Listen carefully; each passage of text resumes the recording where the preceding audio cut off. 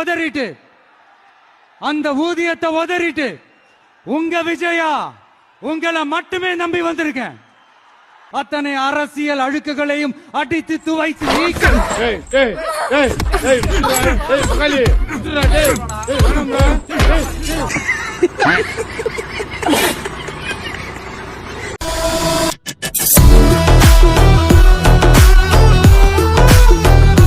பாஞ்சாலங்குறிச்சியில் வெள்ளையனா மெச்சினேன் வீராங்கனா மெச்சினேன்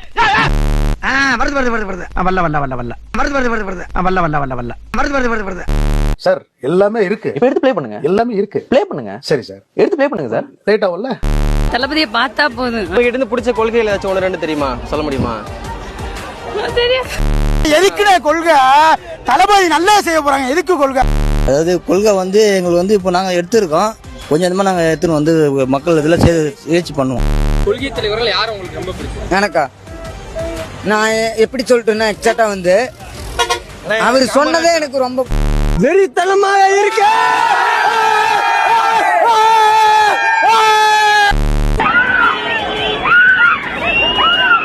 காலையில் 6 மணிக்கு வாங்கன்னா எனக்கு 6:05க்கு நான் போனா கூட எனக்கு ஒரு பெரிய மிஸ்டேக் பண்ண மாதிரி எனக்கு ஒரு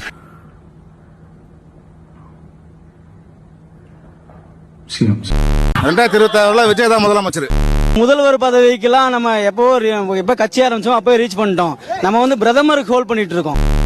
ஓட்டு போட்டு விஜய் நான் ஜெயிக்க வைக்கலாம். நீ ஜெயிக்க எத்தனை படிக்கிற நீ? ஏழாவது.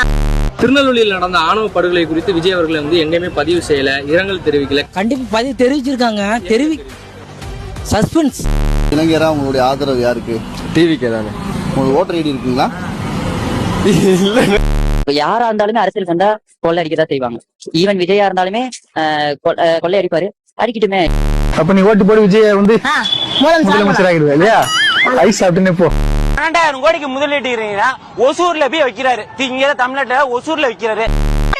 எனக்கு விஜய் தான் பிடிக்கும்.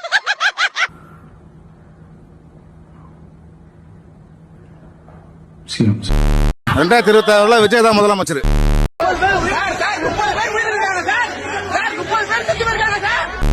பயமா இருக்கா? இனிமேதான் பயங்கரமா இருக்கும். செம்மையா இருந்துச்சு. என்ன அது வரைக்கும் போனீங்கன்னா செருப்பு திருவிழா ஃபுல்லா நசுக்கினதுல ஃபுல்லா சட்னி ஆயிட்டாங்க. எனக்கு தெரிஞ்ச வரைக்கும் முன்னாடி 4 பேர் மயக்கம் போட்டாங்க. ஒரு கோல்டு செயின் அந்து விழுந்துருச்சு, மெட்டி விழுந்துருச்சு, 4 பைக்கை ஃபுல்லா அடிச்சு உடச்சு மேல ஏறி நின்னுட்டாங்க. சீமான் இந்த மாதிரி தளபதியை பத்தி பேசவே கூடாது. ஏடா கூட பேசினா நம்ம வாங்கிட்டு தான் ஓடுவோம். அவன் சாவ போறான், கூட சேர்த்து செத்துருவான். அவ்வளவுதான். நேர நாள் இவ்வளவு பேர் இங்க நிக்கிறோம்ல, இங்க வந்து பேச சொல்லுங்க, அடிச்சு ஓட விட்டுருவான் அவனா. அங்க ஓட்டு ஃபுல்லா விஜயனுக்கு மட்டும்தான். ஸ்டாலின் வந்தா அடி விடுவோம். அந்த உதயநிதி ஸ்டாலின் வந்தா மண்டலே விட்டு விழுவோம். சூடா சுண்டலு விஜய் தம்பி ஃபுல்லா மெண்டலு. விஜய் நான் தொட்டு பாருங்க, தமிழ்நாடே கொந்தளிக்கும். போலீஸ் ஸ்டேஷனே பிளாஸ்ட் ஆயிடும். நீ விஜய் நான் வீடியோல மட்டும் இறங்கி பாரு, தமிழ்நாடே பிளாஸ்ட். ஒண்ணுமே பண்ண முடியாது. நீ தொட்டு மட்டும் பாரு, எல்லா ரசிகர்களும் போலீஸ் ஸ்டேஷனே இருக்காது. அழுகிற விட்டுரு, ஒண்ணுமே பண்ண முடியாது.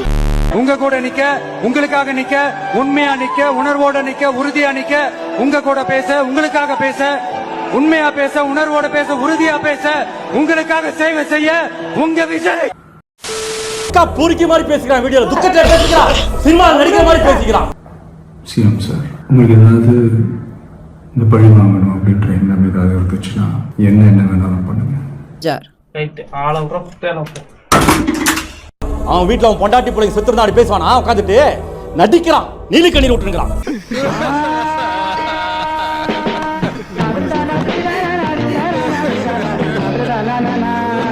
அந்த லியோ படத்துல பேசுவான் பாரு விஜய், அதே மாதிரிதான். என்ன மாதிரி இருக்கான்ட்டு என்ன சார் ஆளாளுக்கு என்ன போட்டு உயிரிழந்தா நான் நடிப்பேன். சாவு சாவும்ல செத்த பையல. நீ நலமா இருந்தா ஒளிஞ்ச எனக்கு பத்தி நீ சாவும்ல செத்த பையல. அந்த திருடியா பையன் யாரு? எங்கள் தலைவர் தான். இது என்ன சொல்லுவாங்க? எப்படியா சொல்லுவாங்க? Vijay you are just A cinema. Vijay நீ ஒரு சினிமா. நீங்க கண்மூடித்தனமா விஜய்க்கு ஆதரிக்கிறீங்க. ஆதரிப்பது மட்டும் இல்லாம நடந்த சம்பவத்தை திசை திருப்புறீங்க. உங்களுக்கு ஈவு இரக்கமே இல்ல, மனசாட்சி இல்ல, மனிதநேயம் இல்ல. இவனை எல்லாம் எப்படிடா நம்புறீங்க? எனக்கு புரியல, சத்தியமா எனக்கு புரியலடா. எப்படி நம்புறீங்க இவனை? உங்க குடும்பத்துல ஒரு இழப்பு ஏற்படுதா இப்படி உட்கார்ந்து பேசுறீங்களா? எல்லார் வீட்லயும் இழப்பு ஏற்பட்டிருக்கு. அடுத்த நாள்ல கிராஸ் பண்ணி போய் தான் ஆகணும், வாழ்ந்துதான் ஆகணும். ஏன்டா அப்படி தர்த்தினியம் பிடிச்ச மாதிரி பேசுற? வாழ்க்கையில பொறுக்கி கேள்விப்பட்டிருக்கேன், கத்திரி கேள்விப்பட்டிருக்கேன், நாதாரி கேள்விப்பட்டிருக்கேன், எச்ச பொறுக்கி எச்சலை கேள்விப்பட்டிருக்கேன். ஆனா ஒரு மரணம் நடந்த பிறகு தான் தலைவருக்காக வக்காலத்து பொறுக்கிய இந்த நாட்டுல மனிதாபிமானத்தை யாரும் வளர்க்கறது இல்ல, தேசபக்தி யாரும் வளர்க்கறது இல்ல. ஒரு தனி மனித மேல வெறித்தனமான பக்தியை தான் ஜனங்க மத்தியில வளர்க்கறாங்க. உங்களுக்கு விஜய் முக்கியம், விஜய்க்காக நீங்க வக்காலத்தை வாங்கிதான் ஆகணும். அதெல்லாம் துண்டு போட்டு உட்கார்ந்துருக்கீங்க, புரியுதா? கட்சி என்பது உங்களுக்கு வாழ்க்கை இல்ல, தொழில். எனக்கு இது தொழில் இல்ல, எனக்கு பொதுமக்களுக்காக இந்த மீடியாக்கு நான் வந்திருக்கிறேன். அரசியல் பேர்ல இவனுக்கு பண்ற அக்கிரமம், செய்யற அட்டூழியம் இதெல்லாம் எங்களுக்கு தெரியாத? ஊரே நாரி போகுது. நாக்கடிக்கு பேசு, எங்க தலைவர புரியல. எல்லா தலைவனும் இப்படி தாண்டா சொல்லிக்கிறான். நான் என்ன சொல்றேன், விஜய் நடிகரா பாக்கலங்க, தன்னந்தனியா பாக்குறாங்க. பாத்தீங்களா இல்லங்க? தான் வீட்ல ஒரு நாளா பாக்குறாங்க. என்னங்க ஒரு தாயா புள்ளையா பழகிட்டு தபால்னு வந்து முதல் குத்துன மாதிரி செஞ்சுட்டு போயிடுறாங்க வாழ்க்கையில. நமக்கு எல்லா ரசிகர்களும் அப்படிதான் பாக்குறாங்க, நம்ம குடும்பத்தை ஒருத்தர் தானே பாக்குறாங்க, நம்ம எல்லாரும் அப்படிதான் பாக்குறோம். நம்ம அப்படி பார்க்கும்போது விஜய் நம்ம பார்க்கல. எப்படி இந்த முட்டாள் ஜனங்க வந்தா மாறிடும், கெஜ்ரிவால் வந்தா மாறிடும், கலாம் வந்தா மாறிடும் நம்பிக்கையில வாழ்க்கையை விட்டுட்டு இருப்பாங்க. யார் வந்தாலும் நாம மாறினா தான் எல்லாமே மாறும்னு புரிஞ்சுக்கிறதுக்கு இன்னும் 100 வருஷம் ஆகும். நன்றி வணக்கம். தவறுகள் திருத்தப்படும் சார். நாளைக்கு நீங்க செத்தா கூட விஜய் பார்க்க மாட்டார், தெரியுமா உங்களுக்கு? நன்றி வணக்கம். நீ கனவு கண்டுகிட்டு இருக்கிற புரட்சி இயக்கம் இதெல்லாம் என்னைக்கோ நீத்து போச்சு. உனக்கு சித்தாந்தம் கத்து கொடுத்த பெரியவங்க எல்லாம் செத்து போயிட்டாங்க, பாதி பேர் ரிட்டையர் ஆயிட்டாங்க.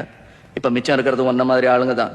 நான் எத்தனையோ அரசியல் கட்சிக்காரனை பார்த்துட்டேன், திமுக, அதிமுக, பாஜக எல்லாரும் பார்த்துட்டேன். ஆனா கேவலமான ஈரக்கிரவி அணில் குஞ்சுகள் தான். உனக்கு அப்புறம் இருக்கிற சந்ததியை ஒத்துப்பார். சினிமா பார்த்து வளர்ந்த பலகீனமான கூட்டம் தான் தெரியும்.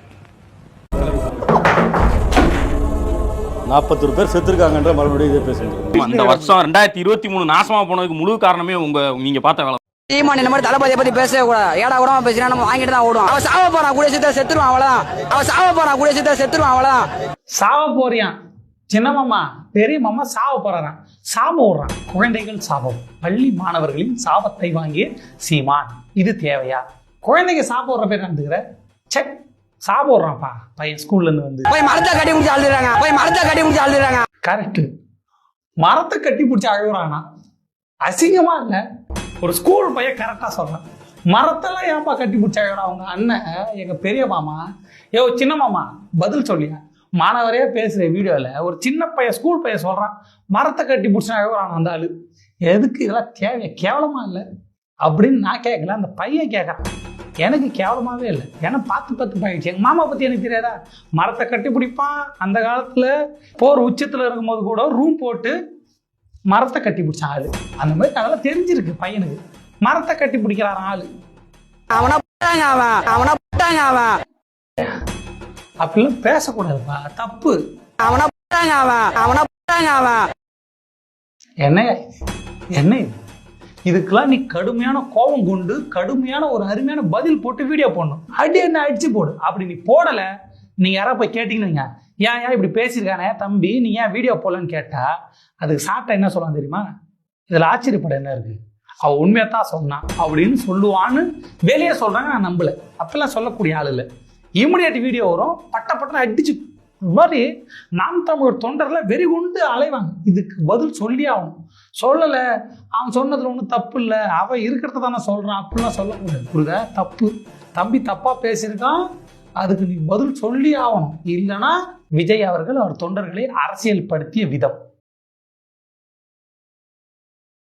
என்னெல்லாம் அவதூறு பேசுறீங்க? எங்க தலைவர் கட்சி ஆரம்பிச்சப்ப என்ன கேட்டீங்க? விஜய்க்கெல்லாம் அரசியல் தெரியுமா? அவருக்கு தெரியாதுன்னு சொன்னீங்க. உண்மைதான், அவருக்கு தெரியாதுன்னு சொன்னீங்க. உண்மைதான். என்ன சொல்ல சொன்னா என்ன சொல்லிட்டு இருக்க? விஜய்க்கெல்லாம் அரசியல் தெரியுமா? நீ ஒண்ணும் சொல்லணும் போ.